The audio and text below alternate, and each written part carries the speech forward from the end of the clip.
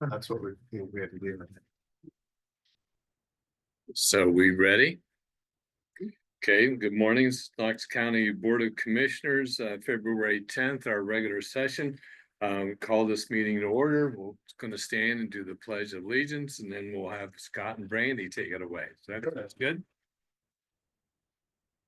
I pledge allegiance to the flag of the United States of America and to the republic for which it stands, one nation, under God, indivisible, with liberty and justice for all.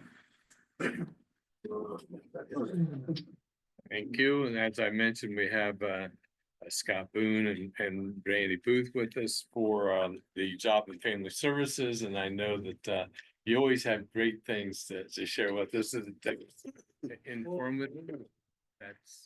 That's why you're here. Thank you, Bill. Educate us. We try to talk about, things that are relevant in all ways. The things that we do to support our community and make the lives of Knox County families better.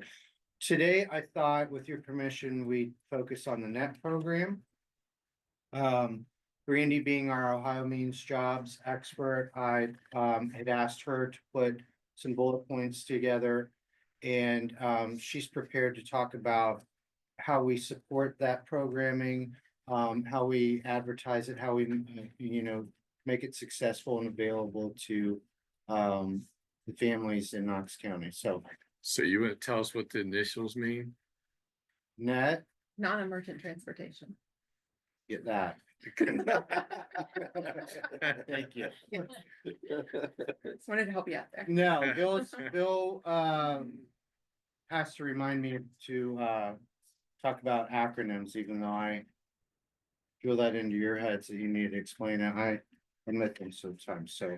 Well, and the people who are watching on TV Right. Won't know those things. Even though we thought about maybe sending out a sheet that has all the initials and what each definition is, we haven't got around to that. Right, well, and they change, depending on the day sometimes, so it's, the master list at whatever point probably be a good idea, but we understand, so, anyway, floor is yours, sorry. So we do a lot of things, as Bill knows, we do a lot of things at the Ohio Means Job Center. Today, we're going to focus specifically on NET. I believe we're going to talk about workforce, additional workforce stuff at another time. So just wanted to highlight some things and put it into perspective with Knox County and a couple of other counties, just to kind of put things into perspective. So Similar population. Yes, in terms of yes. size, so. So the Ohio Department of Medicaid gets their funding from the federal government. We are required as a county to select transportation that's the most cost effective, that is suitable for individual needs and has timely access. So currently Knox County has 12,076 people enrolled in the Medicaid program. Of that, 19% of those are utilizing NET transportation. What that tells us is that the remaining folks that are receiving Medicaid are self-sufficient. So they're self-sufficient in their transportation, getting to their medical appointments. And really, self-sufficiency is what we are all about. So we are about promoting self-sufficiency. So that does make us happy to know that. And we'll apologize again for interrupting. We'll send you a version of the numbers and statistics just so you have a comprehensive idea of the things that Brandy's summarizing today. And commissioners, this kind of goes back a little bit when, Bethany's been in a couple times talking about the NET program and transportation. So this kind of, I think, circles it all back together so you can get Brandy's perspective on this issue, as well. So it's important to note that Medicaid eligibility does not necessarily mean NET eligibility. So there are populations that are receiving Medicaid that are not eligible for NET, and most of the time that is the elderly population. Because if they're crossed over with Medicare as well, it doesn't, then the Medicaid NET will not cover them. So I do know that the mobility management, one of our supervisors is on that board and they are working on securing funding for that population of folks that need services. So with that said, 19% of our Medicaid population is receiving net services. Or excuse me, that is not correct. 19% of our total population in the county is on Medicaid. So that is the correct. Both Muskingum and Guernsey counties in looking at their populations, each of them have about 30% of their total populations receiving Medicaid. So they have significantly, Muskingum County has significantly more people at 30% of them receiving Medicaid. And Guernsey County has less population, but they're still at over 30% of their population is receiving Medicaid services. Help me out, is the Medicaid usually aged or income driven? Income It's driven. income driven, Yes, correct? yes. Okay, yeah. It's income driven. Yeah. So I mean, that puts us in a good spot to be Right. so low. So that tells us that economically, jobs wise, we're doing better. It's also important to point out that both of those counties are designated as Appalachian counties. So, and typically Appalachian counties have populations that have less resources and fewer access to transportation. So they need more services than other counties. So we currently, right now, have 907 people enrolled in the NET program. 907. All others are self-sufficient, all others of that 12,000. Of that 907, 273 of them are public transit riders. 369 of them receive gas voucher reimbursements, and 265 of them are approved to use either service, whichever service suits their need at the time. I do want to point out that the state total budget for NET for 2024 was just under 47 million. So that was to serve the whole entire state. When we went back and we looked at expenses, Muskingum County spent in 2024 about $2.2 million for the year. In 2024 on public transit for NET.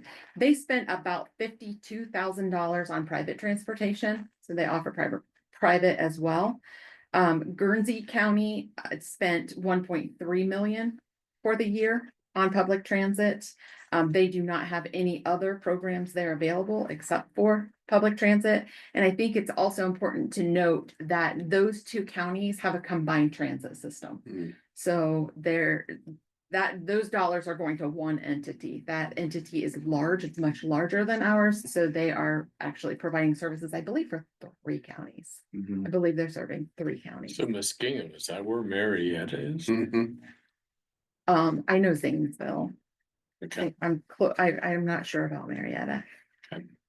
But I do know Zanesville is included. So our local options, what we have here, we have public transit. We have gas vouchers that supports our local businesses.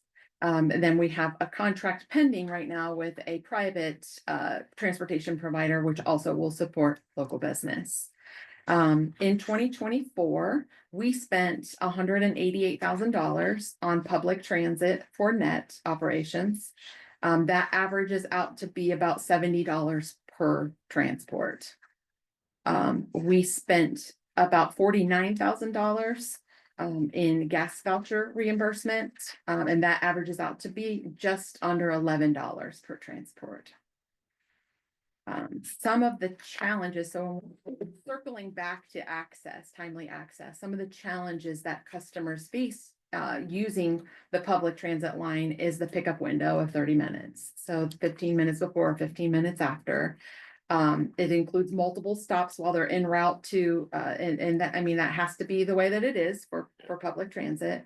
But it results in extended transportation times, and that can be a hardship for people with chronic conditions like kidney dialysis, cancer treatments. So we see a lot more people using the gas voucher reimbursement because they have vehicles. So if you look at it from their perspective, if I have a car, I'm going to drive my car across town versus scheduling a transit ride. Sure. How does the voucher work? Is it like $50 increments or? Oh. It's so we have it set for per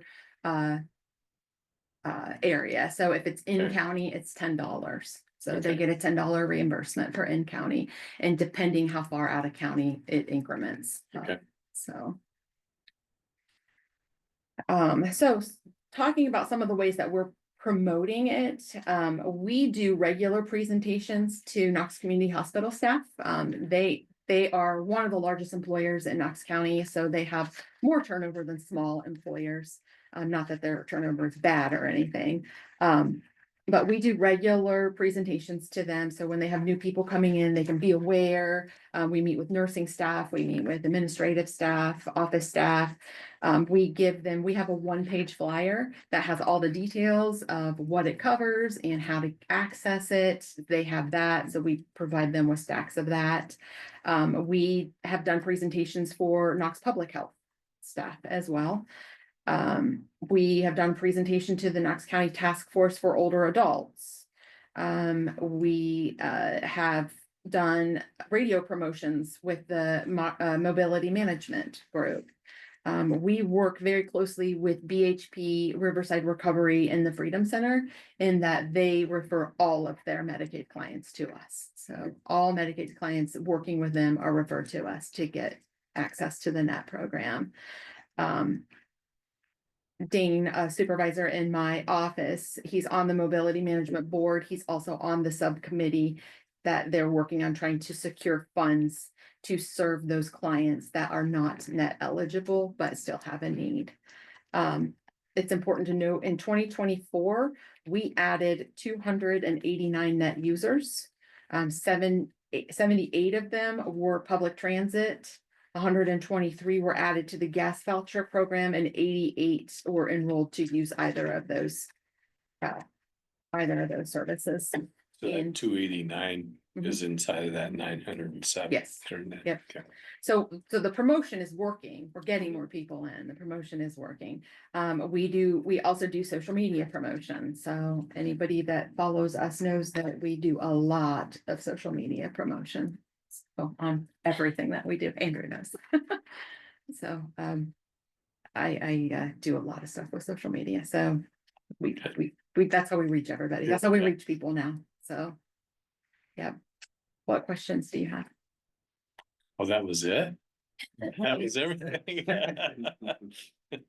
I'm not talking workforce stuff today. I don't have all of my Yeah, workforce we have numbers to together. separate her compartments Yeah. out and so I'll bring her back for another meeting, and then in the interim, I might engage with Penny to try to have you come out for a site visit. By means jobs. After you get all the carpet and painting done? Yeah, I'm not sure about the time frame for that, because we got HVAC intertwined with all that stuff too, so. Again, thank you for your help with that. But we're full bore in terms of getting it started and it's underway. We just have to figure out a schedule Yeah. when to pace it out with your visit, so. Yeah. Either way, we'll get you out. We run about 10 programs out of Opportunity Knox. So yeah. Well, Yeah. Randy, do you see, obviously, this is an issue that commissioners oversee transit, and Bethany, reports to me, and we hear a lot of things about we're missing out, the county is on, some of that's net funding. Do you see gaps that we're missing out on where we could do better to pick up additional revenue on the net program that versus some other counties? I mean, I don't think so, because I think even though we have I think that just the demographics are different. And I mean, we have a large population of people who have their own cars. So I believe that if we were to say like, Guernsey County doesn't do gas vouchers at all. If we were to do that, I don't think that we would see an increase in cat rider or transit riders. I think we would see people just not utilizing the service and maybe not even going to appointments. So, Could have an adverse reaction, you know. so, right, I don't think it would be in the best interest of the community and the people that we serve, so. And I think part of it too, Jason, was when, I think it was represented that Musk and Guernsey were pulling in $1 million a month, and that's just not true. That would take up, you know, if that played itself out throughout the year, that would take up a quarter of the state's budget, Yes. and then some probably. So that's why when we heard those numbers, I reached out to their directors and said per month, you know, what do you have a year? And you heard the Yeah. breakdown that Brandy gave out. And again, with the complexion of those communities, we have more resources here. I think, you know, the family orientation that we live and love here in Knox County. I'm gonna go with Uncle Gus to my doctor's appointment versus waiting for however long for Knox Public to come and pick me up. Not that, you know, they create delays or anything like Right. that. It's just the nature of the beast in terms of what you have to wait for. I know what I get with my next door neighbor or my friend from church, and they're gonna be here in 10 minutes, and I'm gonna get there at this time, and because I need an hour to get ready or whatever it takes, and that's just a preference, and people should, you know, be able to talk with those things that make them comfortable and very happy. So like 3 questions then. So Uncle Gus, can he get a gas voucher to take me? He cannot, so, Okay. but I can get the gas voucher for me if I'm on net. And I can ride with Uncle Gus to the gas station and put Okay. $10 in gas in his car, Okay. since he's transferred. So the gas application translates. applies Yes. Yes. Yes, for but the we- individual. for the Now, what the individual. individual does with the gas is up to Yeah. them. Correct. The money follows the person that qualifies. Yes. and- And we have agreements with certain fueling stations, Sure. so Okay, and that helps us because if there were any kind of fraud, they would help us identify okay. that. And then you said if I'm on Medicare, but also on Medicaid, I can't get the net money? Possibly. It's so complicated. I don't wanna say if this, then this, because it could be if this, then you could. So Okay, they're okay. just, there's so much to eligibility that I don't wanna. And then on the 188,000 for public transit, 49,000 for gas vouchers. So is the combination of those two, those are all net, right? Correct. So 237,000 range on that.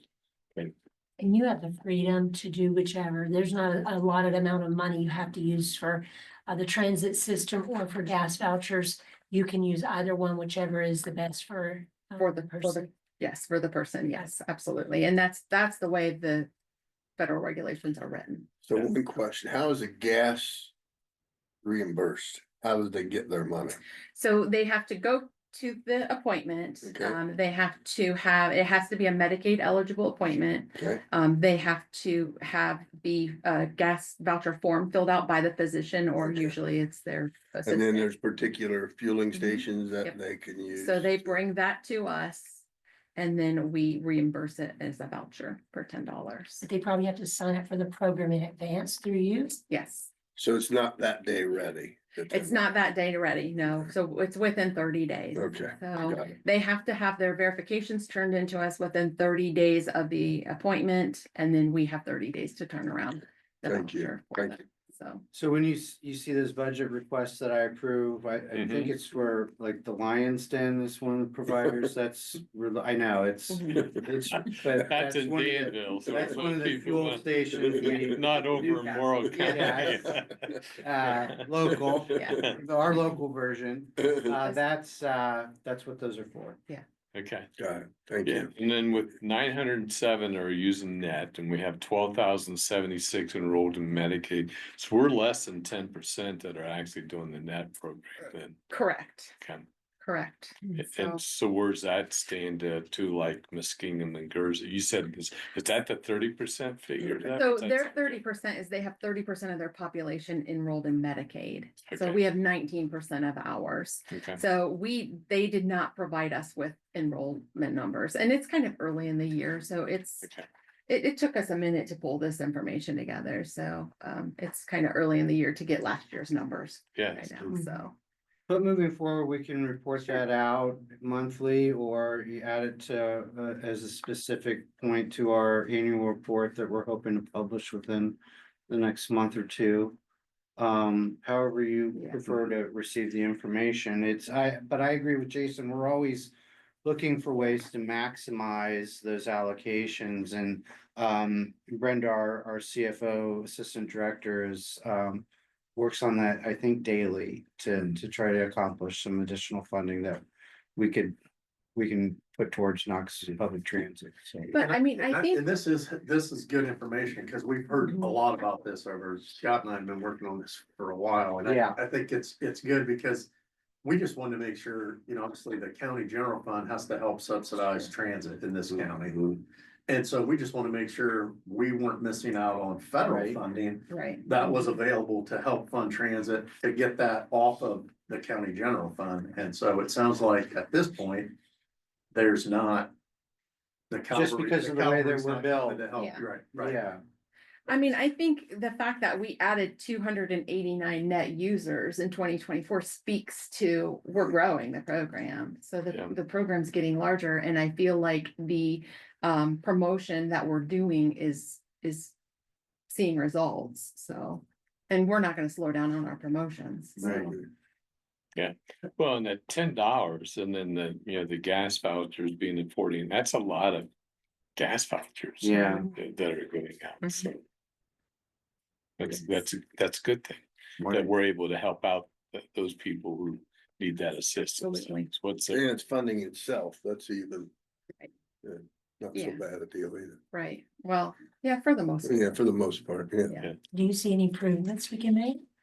At this point, I'm open to suggestions. I don't see any improvements because it's my program, and I think that I look at this all the time and say, let's do this, let's do this strategy, let's try and reach out. So I guess, I would take feedback from what can we do better? Right. So, Sounds like you're doing a great job. thank you, You are, Yeah, too. you are. Thank you, thank you. thank you. Anything Alright. else? no, next month I'll plan to talk, we had some recent, audit findings from the state about our work in children's services, so that comes from PCSAO, Public Children's Services Association of Ohio. Mhm. And so I may or may not bring data. And I've got some other recycling numbers that I just got, I wanna review that. I'll send to Jason along with our bullet points of numbers that Brandy put together from today, and certainly anything in between, just let us know. Great. All right. Thanks, Scott. Thank you. Thanks. Thank you Thanks for your very time. much. Thanks. Have a Great good day. job. You too. He was out there. Thanks, Brian, out there. Brian, Mhm. you can come on in. Since we're a little ahead. Who gets his vouchers, I mean, stacks. Really? Fine. Yeah, This is for for Chris. Chris. Yeah, you can. It works. No, you're good. We got Absolutely Brian. not. You gotta sit over in the corner. Brian's got to do a quick update and then you 900 can have it after that. And he increased it by 260, so. Mhm. Brian, Good morning, Brian. Doing well. How are you guys? Good. so we have Brian Biggerstaff with us, and Brian, thank you for coming in. You're gonna give us an update on the Knox County. Yep. Dog shelter. So the monthly report for January 2025. We had a total of 32 dogs enter the shelter. 10 of those were owner surrenders, 16 were strays. 5 were seized dogs, and 1 was a returned adoption. And then we had a total of 30 dogs that left the shelter for the month of January. 15 of those were adoptions, 3 were euthanasias, 6 were returned to their owner, and 6 were transferred out to rescue. And it should be noted that all 3 dogs euthanized in January were at the owner's request. 1 was due to dog being aggressive or having a bite history, and the other 2 were for medical reasons. And as of Wednesday, January 19th, there were 26 dogs at the shelter. Out of those 26 dogs at the shelter, 23 are available for adoption. 1 was hit by a car and currently at a foster house recovering from its injuries. And 2 were seized custody dogs that were taken out of a house because the owner was hospitalized for an illness. And since these were submitted yesterday forenoon, those 2 dogs that were seized are already been returned to a care provider that's helping out the individual that was hospitalized. So that's good news. There are a total of 7 dogs on the adoption floor that have been at the shelter for over 60 days. 6 of those 7 were owner surrenders, and one of those 7 was a stray dog. A total of 10 citations were issued in the month of January. Deputy Tyler Moore issued 4 citations for failure to confine, 1 citation for failure to register, 1 misdemeanor charge of animal cruelty, and 2 felony charges for animal cruelty. And I issued 2 citations for failure to confine. Ryan, the felony case that you have spoke about, where is that in the It's court system? I think that it's just during we're waiting on the first pretrial, I believe so. Okay. So still waiting to see what happens there. The one dog that was returned from adoption. Yeah, So when they adopt it, they have to give us money, right? Correct. In order to get it. correct. And then when they bring it back, they have to give us money. So typically, or we have a 14-day policy where they can bring the dog back without having to pay a surrender fee. If there's some sort of behavior issue that happens or a medical issue that comes up, they can return the dog without paying that fee. Was that this? No, case? it had been longer than that period. So Okay. I noticed you have that drop off area for after hours. correct. And I just happened to see I follow you on Facebook. Yeah. Somebody just dropped one off. They didn't fill the form out or anything. Does that happen very often?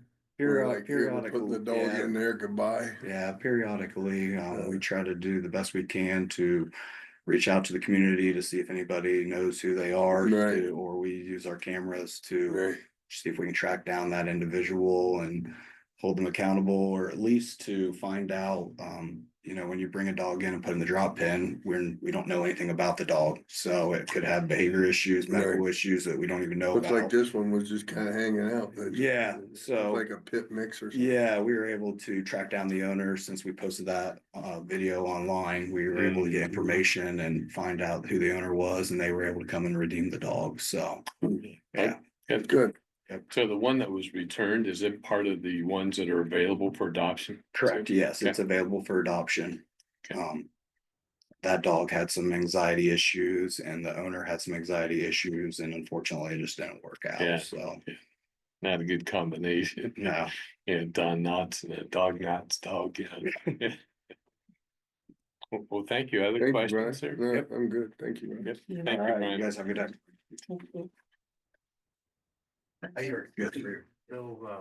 The mayor, I mentioned he wanted to be added to the agenda, so he's Yeah. here to. Yeah, you wanna, Yeah, Andrew's got whatever I'm not sure which. parcel you needed. so we have Mayor Matt Starr from the city with us.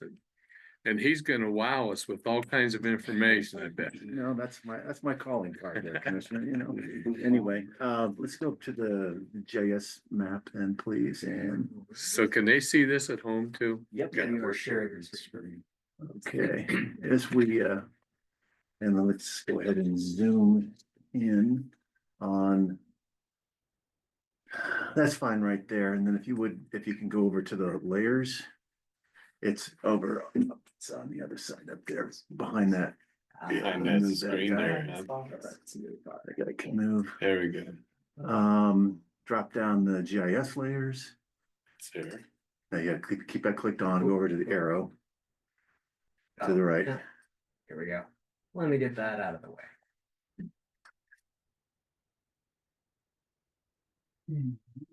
Scroll down. Flood zone, click flood zone if you would, please. That would be great. Okay. This is what I wanted to talk with you all about. You well know that we have the entire west end essentially is is in a flood zone. It has been since, well, it's been forever. Yeah.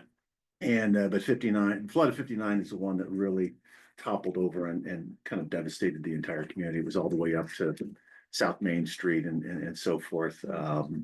And at that point, the Cocosing Reservoir went in up to the north town of the North Fork of the Cocosing River, and that has helped dramatically, although we still have had some issues in that area, 2009, I think it was, or two, and sometimes in that neighborhood, we had another, high rain event and FEMA came in, basically said, okay, everybody in the West End, you're in the flood zone, so now you have to pay for flood insurance. It's required.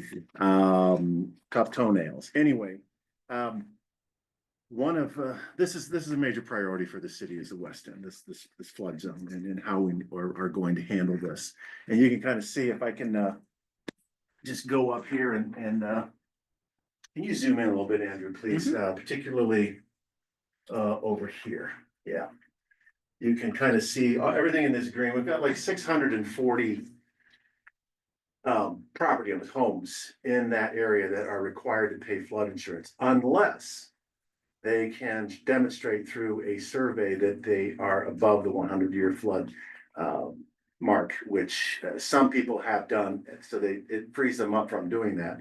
And but that just masks the symptom. It doesn't really take the problem. It allows them to invest in their home, which is what we want them to do, but it does nothing to reduce the size of this green area and this red area and so forth.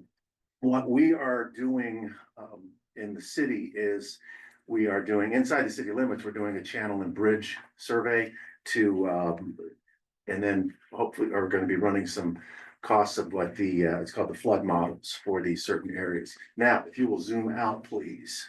Before you do that, so Yeah. the red is the flood zone and the green is the flood plain.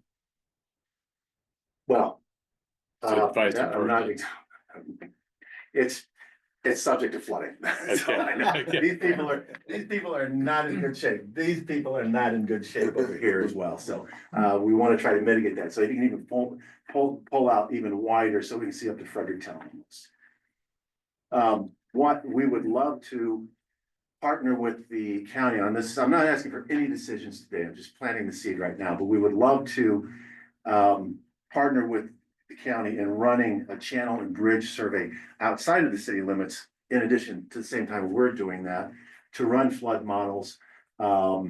Because what's happening up here and what's happening on Dry Creek are leading to this problem here, and it's outside of our jurisdiction, and we need help in order to handle that.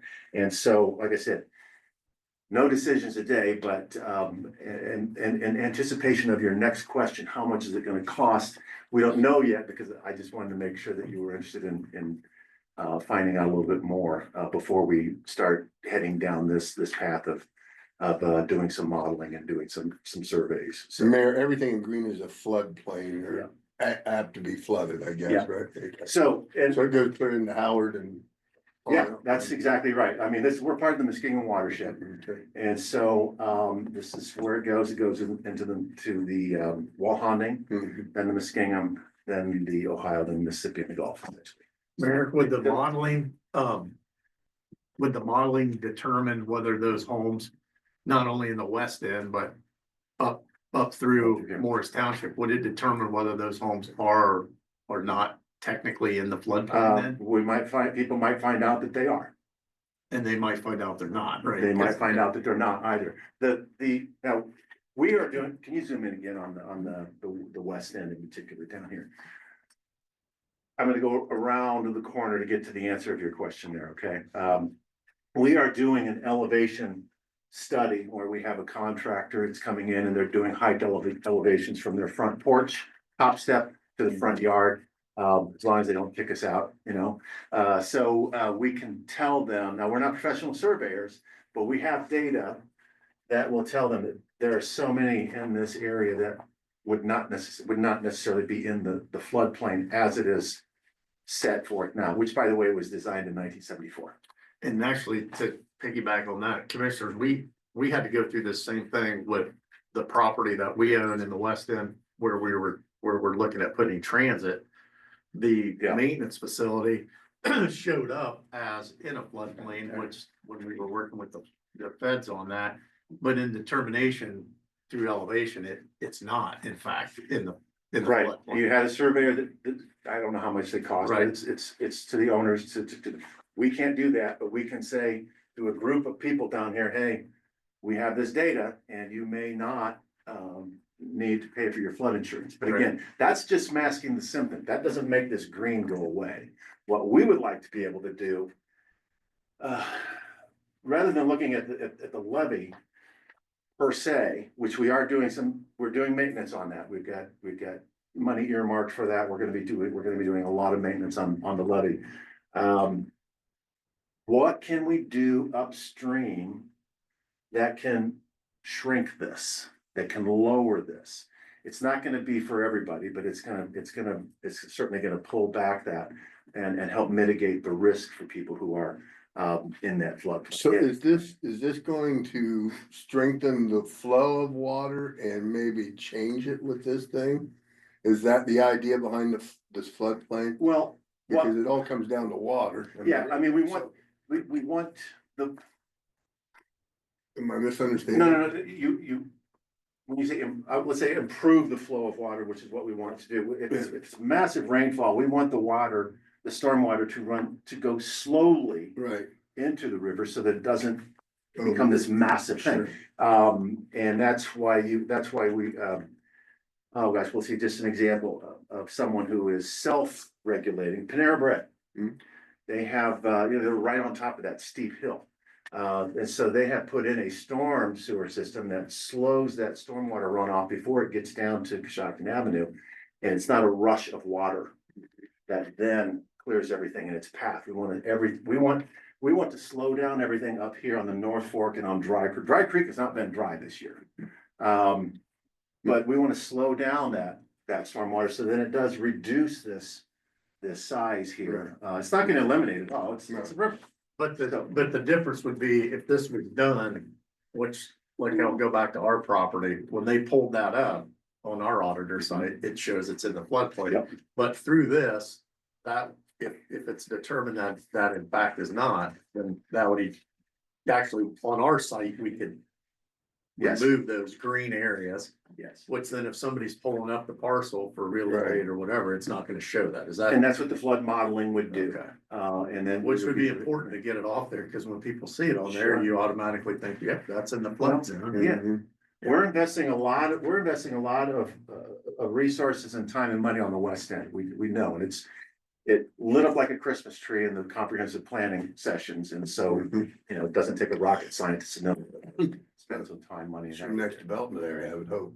Well, I hope so too. Yeah. We would love to see development along Harcourt Road here and in the west end and certainly, but we have to make sure that the stormwater infrastructure is in good place, and some of that is taking place upstream in both directions, the Dry Creek and also the north, particularly the north branch of the Cocosing. North Fork of the Cocosing, but that southern branch up there too is leading to it. So we're just asking, I'm not asking for decisions. I have been in touch with Cameron. I have been in touch with Knox Soil. Rob.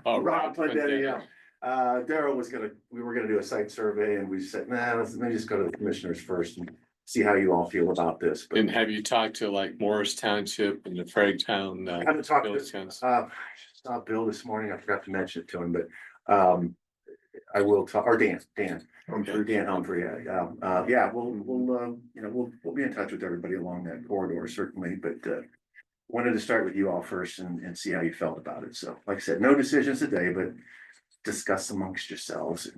So the study would give opportunities to do some things that may decrease the flooding there, as well as look at what people are in a true flood. It would provide recommendations. We Recommendation. would still have to do the stormwater work. Okay. That's a construction thing, but this is a study that's gonna help us determine what the best course of action is gonna be. Great. The firm that you would end up choosing, I mean, this is down the road, but would they be able to, within the city scope, do this all as one contract, and if the commissioners want to contribute, they would just do that directly to the city? I think that's a great idea. I think that's a great idea. Give this guy a raise, baby. I mean, because I'm thinking from our perspective, that way we're not engaging a firm, you're engaging a firm. It makes sense to work together, Yes. but we could help with the cost share, certainly, particularly when we get outside of the city limits where we don't really have any jurisdiction out there, but So if we give Jason a raise, the city is willing to contribute to his wages. We'll give you 10% of what we get, more than what we gave you last year. If it comes back, we need a lake, we can have Apple Valley West. Yeah, there you go. Apple Valley West. All right, that's all I Yeah. had. You all, Good. thank you very much. Appreciate it. Yeah, thank Thanks, you, Mayor. Mayor. Yep. Sorry to keep you out of your seat there, Penny. Oh, the US government, make the perfect day of the year. Well, Um, I know exactly. Okay, well, we'll take that recommendation. Bob Phillips is gonna hire a guy to make the dam bigger. That's US government. that's right. They ain't all that right there. It's the damn government, right? Yeah. Thank you, sir. Thank you. Okay, well, commissioners, we have till 11:30 to do the bid opening, so we'll go ahead and conduct our business and then go from there. We have, first of all, to request approve an advertisement in the Mount Vernon News for proposals for the Knox County Job and Family Services Career Quest 2025 event. And this is to advertise in the Mount Vernon News, and this is again for Brandy that was in. I'll make a motion to approve. Second. And those in favor, say aye. Aye. Then we have another advertisement, excuse me, the Mount Vernon News request proposals for the Knox County Department of Job and Family Services Opportunity Knox roof replacement and installation, and this again is being funded by you. It's in our capital budget for the year. The building is owned by the county. And so this is to advertise for that work. And basically the way we're taking it, Renee is working on the bids for the flooring out there and the roof. Once the bids comes in, then we, as the county, will take it from there to do project management and funding of this. Did we get project. an estimate of the amount of repair, maybe Jason, or no? Not on this. This is just for her to advertise. Advertise for it? Yeah, Okay. yes. I motion to approve. I second it. And those in favor, say aye. Aye. And Bethany has submitted from Transit to award the bid to the Dush Graphics for $136,110. This is for the new bus wrapping and logo and so forth out there. This is being funded through ODOT. Was an 80-20 match. So I think 80-20 or 90-10. But we opened these a while back and this is the recommendation after they reviewed everything. The estimate was $145,000. It came in at $136,110. Motion to approve. Second it. And those in favor, say aye. And then we have approve a bid award for the Knox County Engineer. This is for the mechanic truck that we opened up. I think it was a week or two ago, and he's recommending this be awarded to Hughes Equipment in the amount of $118,150, and the estimate was $120,000. Make a motion to approve. I don't remember were they the lowest Yeah. bid? They were? No, they weren't, were they? But there was a, yeah, go ahead. There was a clause. You got it on You've got all the printout of what he's saying, and you guys should have a copy of this as well. Yep. Yeah, so it's based on his review. He recommended the award to Hughes in the amount of $118,150. And then he has a lot of breakouts. You have a copy of this, but it was I do. based on different items that were bid, and based on his recommendation, that's who the bid should go to. Yeah, because if you recall, Hughes didn't have a sum total and Right, a lot of that's individual correct. stuff. Exactly, So I motion to approve. I second it. those in favor, say aye. Aye. Okay, the next item we have is to approve the addendum to the state maximum fee and expense schedule for appointed counsel. Judge Wetzel reached out a few weeks ago about looking at adjacent counties. We were paying 75 for appointed counsel for certain areas, but other things out of court was 60 to 65. They really felt like we needed to get in line with some adjacent counties to be able to get appointed counsel. So I asked him to go ahead and make a recommendation on those changes. He got those to Penny. She's updated those. And this is a document we filed with the state, and what we were talking about earlier today about the state reimbursement for public defender. A lot of these things we can get reimbursement on through the courts. And so what the package that you have is his recommendation, and everything's highlighted in yellow for the changes that he wanted to make. And I don't see, there was budgetarily, it's not overly impactful, so, and we get reimbursed for a portion of that, so I think it's ready for you to look, or for you to adopt, those changes, and then Penny will submit it to the state. Any questions? Take a motion. A motion to approve. I second it. Okay, those in favor, say aye. Aye. And the Knox County Visitors Bureau, Convention and Visitors Bureau submitted their annual report to our office for 2024, and then also their 2025 budget. This basically approves it, enters it into the record that it was received, because they are required to submit that to you annually. And so we have that resolution to approve and enter that into the minutes. I make a motion to approve. Should I, before we do that, so we're making a recommendation to receive it into the minutes. I don't approve of their budget because it Right. shows a deficit. on Right, that. you're just approving that we received everything. Okay, so we have a motion, Barry, second. I agree with you. I don't approve of their budget, but I will second. Okay, and all those in favor say aye. Aye. Then we have a change order for Jameson well drilling, and this is for the CDBG project in the village of Martinsburg. We talked about this last week. It came through on that change, and so Yes. we have a change order in the amount of $4,075.75 to increase that. And again, this is covered by grant funding. Motion to approve. Second it. And all those in favor say aye. Aye. And that requires one signature for Bill to sign. Then we have approve a proposal from Burgess and Knifel Inc. from the county engineers annual bridge inspections for ODOT. And this is to inspect 21 bridges. Take a motion, Motion to approve. Second and those in favor say aye. it. Aye. This one requires all three commissioner signatures. And then we have an agreement with Bruce Harrison Associates for the Knox County Auditor GIS website services, and this is what we were obviously just looking on there with GIS. And this is a contract that Sarah sent down and is paid out of her funding. Take a motion, Motion to approve. Second it. those in favor say aye. Aye. Aye. That requires all three signatures. And then we have one addition, Commissioner Purcell, a CDBG came down for Danville, the Memorial Park project. And this is a draw request in the amount of $14,000. Even, $14,000 even, yep. can I take a motion for that addition? A motion to approve. Second. Okay, and those in favor say aye. Aye. Aye.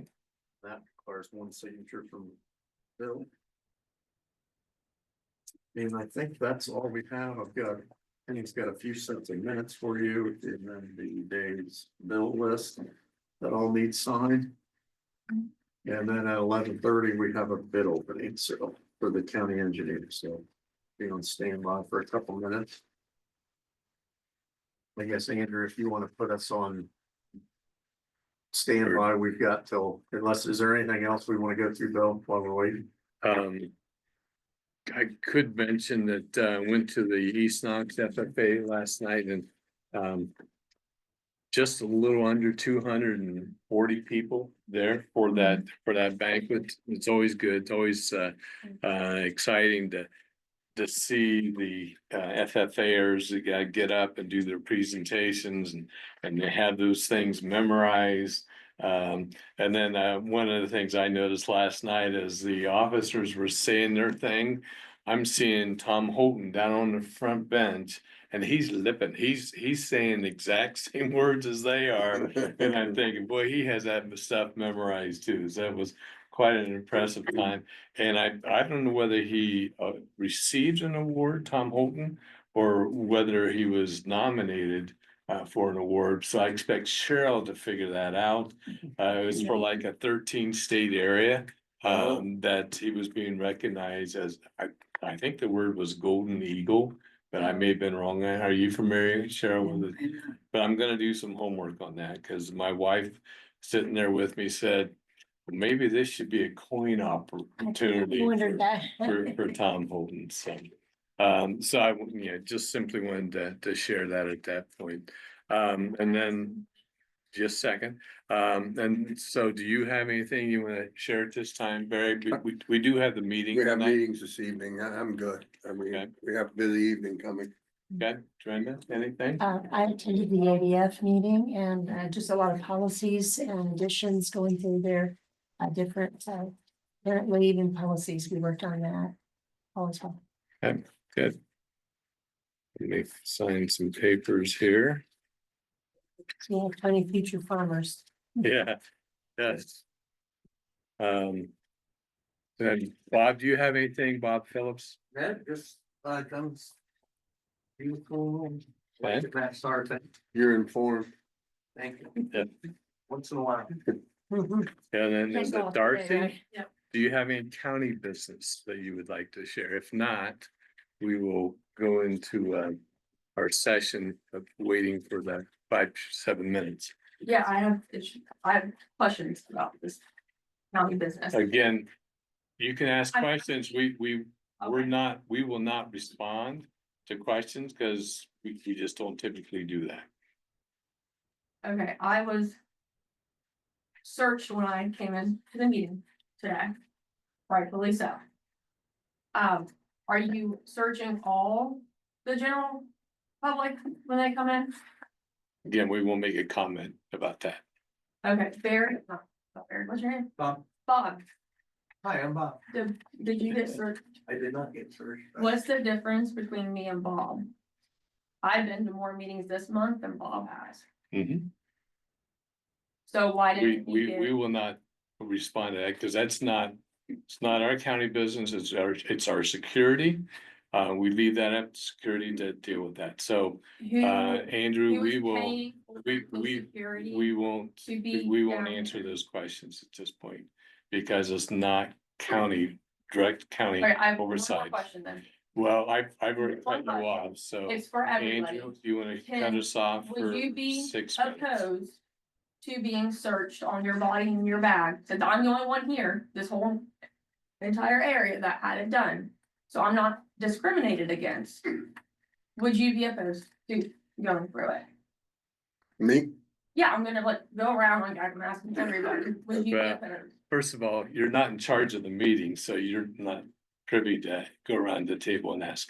You're not in charge of the meeting. I can ask the group. You can ask Cheryl if you want. Cheryl can choose whether she wants to answer, but that's outside of this meeting discussion here.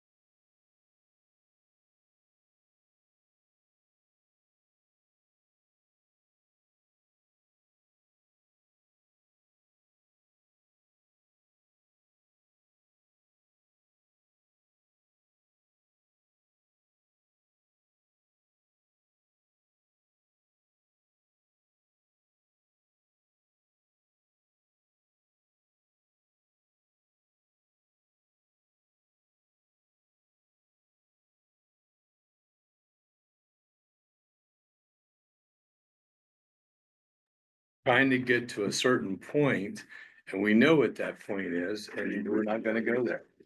The point is that The permission point is that- of the law. No, that's not the You point, can't sir. run it. I'm gonna dismiss you from this meeting because you're not dedicated to it.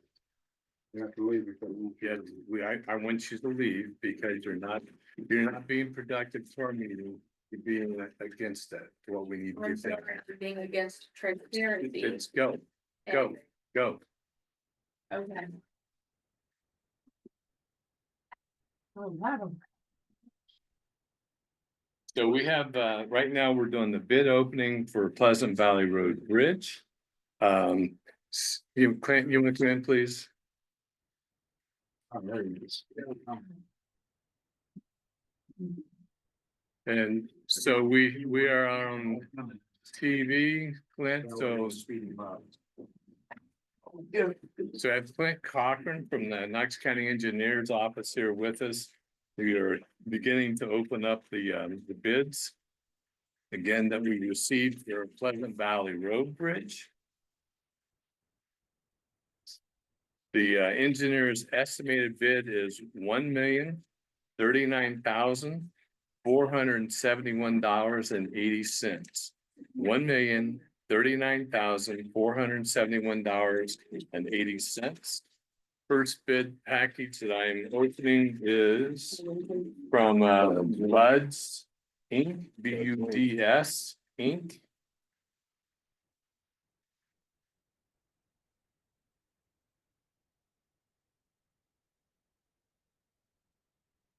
And when I go to, in this one, page 7 of 7, their bid opening or bid for this process is, make sure I have it on my sheet, is $947,428.20. $947,428.20, and that's from Buds. Second packet, and these are in random order. Second pack is from McConnell Contracting.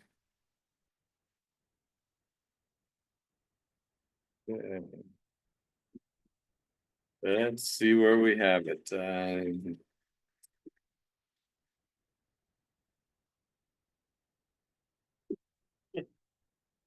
Probably all the way to the beginning where we started, so that's not it. Here we go. So McConnell Contracting, their bid, as I see it on this page, put this in here so Clint, you won't have to, is $868,840.95. $868,840.95. one of them. They just have a reference. I'll check to make sure they. Yes. I don't know.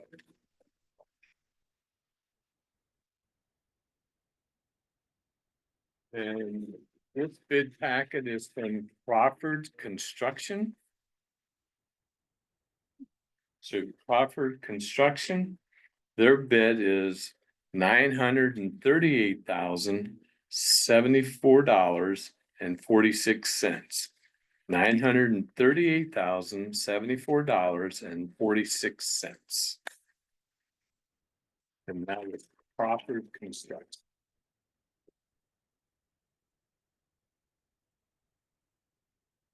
This one is from Nunez and Son. You can correct it. What's it? Okay, Menue. Manuel, okay. Well, I had a Z on the end, so yeah, Manuel, thank you, appreciate that. So Manuel Construction, $1,005,934.10. $1,005,934.10.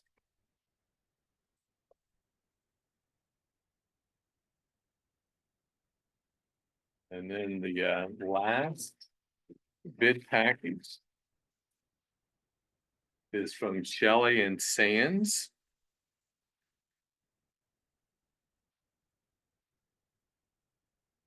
And the Shelley and Sands quote is, our bid is $1,152,446.95.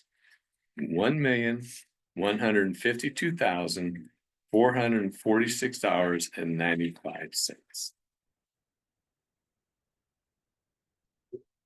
And that's all the bids right there, and then Clint will, and his people will review the bids for thoroughness and any things that are missed for the accuracy, and then we'll make a proposal to the commissioners as to what bid they recommend that we accept. Yep, I should have that done. Yeah, Thank you guys. okay, thank you, Ken. Thank you.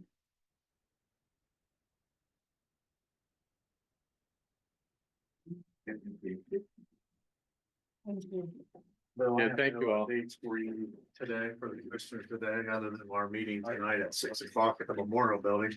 Okay, And then we will not have commissioner session on Monday or on Tuesday next week because Brendan Barry will be at new commissioner training, so we'll be back Thursday next week.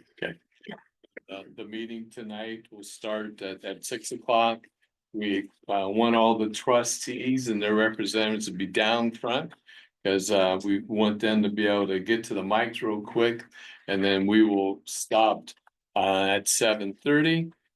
Commissioner Lester will need to go to a RPC meeting at 7:30, so at 7:25 we'll be checking out, and those who don't get a chance to talk, they will be able to put their things in writing and email those to the individual commissioners or to Penny or Jason, or send us a letter to the commissioner's office.